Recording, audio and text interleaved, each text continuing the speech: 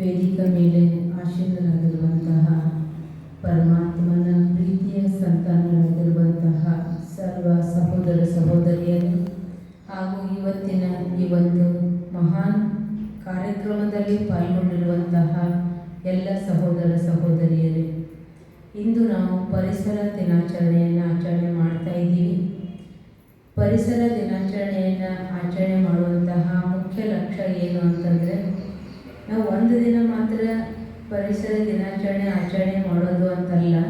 ಈ ಪರಿಸರದ ದಿನದ ಆಚರಣೆ ಪ್ರತಿನಿತ್ಯವೂ ಕೂಡ ಇದು ನಮ್ಮೊಂದು ಜವಾಬ್ದಾರಿ. ಪ್ರತಿದಿನವೂ ನಾವು ಇದನ್ನು ಆಚರಣೆ ಮಾಡಬೇಕಾಗಿದೆ.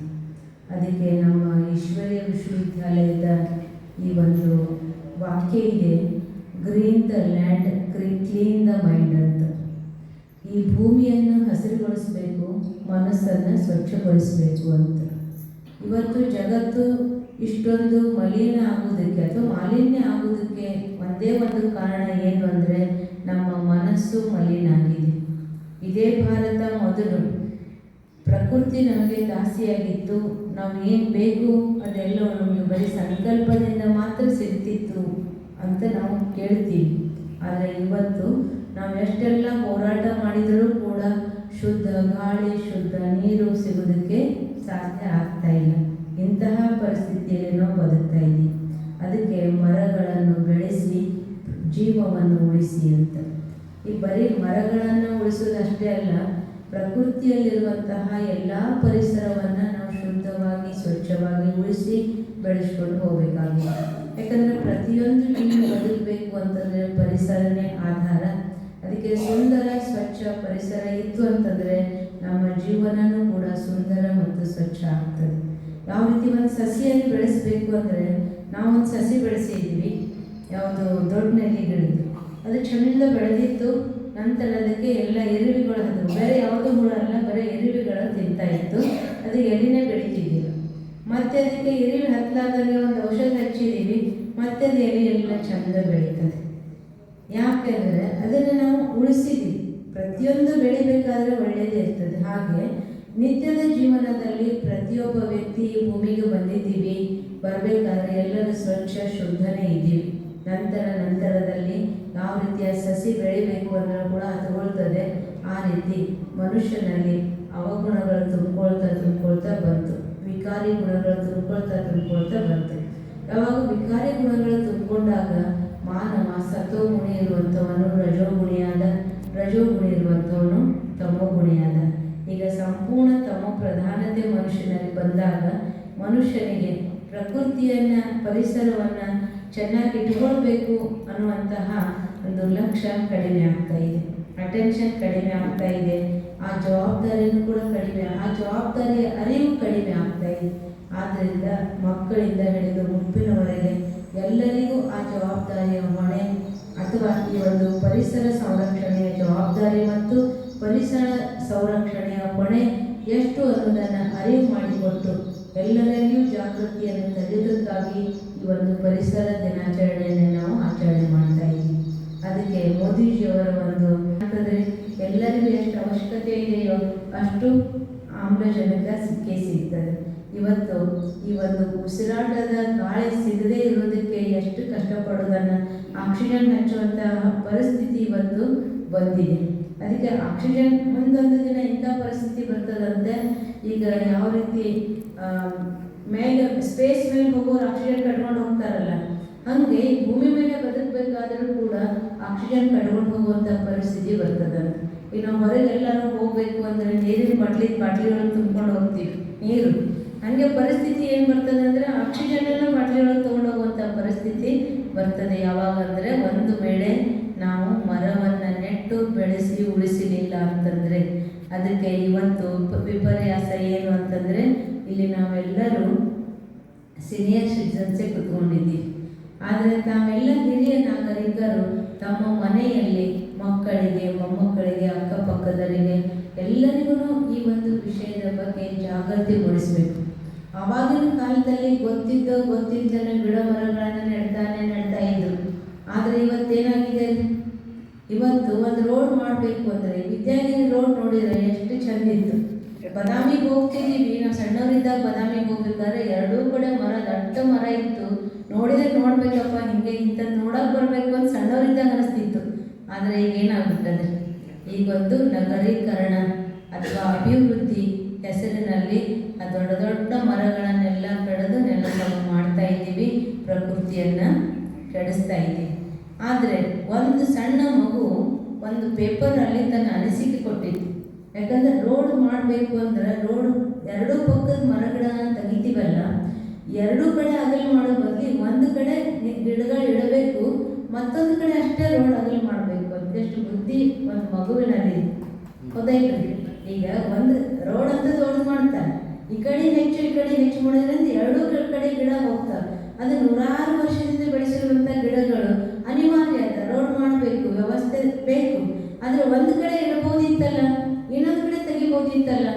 ಅಂಥ ವಿಚಾರಗಳನ್ನು ಮಾಡಿ ಏನೇ ಸಾಧ್ಯ ಆಗ್ತದೆ, ಸಾಧ್ಯ ಆದಷ್ಟು ನಾವು ಮರಗಳನ್ನು ಗಿಡಗಳನ್ನು ಉಳಿಸಿ ಬೆಳೆಸಿದಾಗ ನಮ್ಮ ಪ್ರಾಣನೂ ಉಳಿತದೆ, ನಮ್ಮ ಜೀವನನೂ ಸುಂದರ ಸುಖಮಯ ಆಗ್ತದೆ. ಭವಿಷ್ಯದಲ್ಲಿ ನಾವು ಇಲ್ಲ ಅಂತಂದರೆ ಕರಾಳ ದಿನಗಳನ್ನು ನೋಡಬೇಕಾಗ್ತದೆ. ಈಗ ಎಲ್ಲ ಫ್ಯಾಕ್ಟ್ರಿಗಳು ಅಂತ ಹೋಗಿ ಮನೆಯೊಳಗೆ ಒಂದು ಸೈಕಲ್ ಇದ್ರೆ ರಾಜ ಅಂತೀವಿ ಆವಾಗಿನ ಕಾಲದೊಳಗೆ. ಇವತ್ತು ಮನೆಯೊಳಗೆ ಎಷ್ಟು ಜನ ಇದ್ದಾರೆ ಅಷ್ಟು ಜನರು 2 ವೀಲರ್ 4 ವೀಲರ್ ಇದ್ದಾವೆ. ಅವೆಲ್ಲ ಉಳುವಂಥ ಹೊಗೆಗಳು, ದೊಡ್ಡ ದೊಡ್ಡ ಫ್ಯಾಕ್ಟ್ರಿಗಳು, ಇವೆಲ್ಲವುಗಳಿಂದ ಓಜೋನ್ ಲೇಯರ್ ಕಟ್ ಆಗ್ತದೆ. ಸೂರ್ಯನ ಪ್ರಕಾಶ ನೇರವಾಗಿ ಭೂಮಿ ಬೀಳುತ್ತದೆ. ಭೂಮಿ ಮೇಲಿರುವಂತಹ ಉತ್ತರ ಧ್ರುವ, ದಕ್ಷಿಣದಲ್ಲಿರುವಂತಹ ಮಂಜು ಕರಗುತ್ತದೆ. ಮಂಜು ಕರಗಿದಾಗ ನೀರಾಗ್ತದೆ. ಸಮುದ್ರದ ನೀರಿನ ಮಟ್ಟ ಹೆಚ್ಚಾಗ್ತದೆ. ಸಮುದ್ರದ ನೀರಿನ ಮಟ್ಟ ಹೆಚ್ಚಾದಾಗ ಸುನಾಮಿ ಅಂತ ಅಲೆಗಳು ಬರ್ತವೆ. ಇರುವಂತಹ ಸಾಂದ್ರತೆ ಎಲ್ಲ ಜಲಾವೃತ ಆಗ್ತದೆ. ಈ ರೀತಿ ಒಂದು ಕಡೆಗೆ ಮಳೆನೇ ಬರುವುದಿಲ್ಲ, ಒಂದು ಕಡೆಗೆ ಅತಿ ಮಳೆ ಆಗ್ತದೆ, ಒಂದು ಕಡೆಗೆ ಮಹಾಪೂರ ಬರ್ತದೆ. ಈ ರೀತಿ ಆಮೇಲೆ ಅನೇಕ ರೋಗಗಳು ಬರ್ತವೆ, ಭಯಂಕರ ರೋಗಗಳು ಬರ್ತವೆ. ಈ ರೀತಿಯಾಗಿ ಜೀವರಾಶಿಯೇ ಏನಾಗ್ತಾ ಇದೆ, ನಿರ್ನಾಮ ಆಗುವಂತಹ ಪರಿಸ್ಥಿತಿಯನ್ನು ನಾವು ಎದುರಿಸ್ತೀವಿ. ಆದ್ದರಿಂದ ನಾವು ಎಚ್ಚೆತ್ತುಕೊಳ್ಬೇಕಾಗಿದೆ. ಎಚ್ಚೆತ್ತುಕೊಂಡು ಅದರೊಳಗೂ ಈ ಒಂದು ಟೈಟಲ್ ಏನು ಅಂದರೆ ತಾಯಿ ಹೆಸರಿನಿಂದ ಒಂದು ಮರ. ತಾಯಿ ಅಂದರೆ ಯಾವ ಜೀವಿಗೆ ಪ್ರೀತಿ ಇಲ್ಲ ಹೇಳು? ಪ್ರತಿಯೊಂದು ಜೀವಿಗೆ ಪ್ರೀತಿ.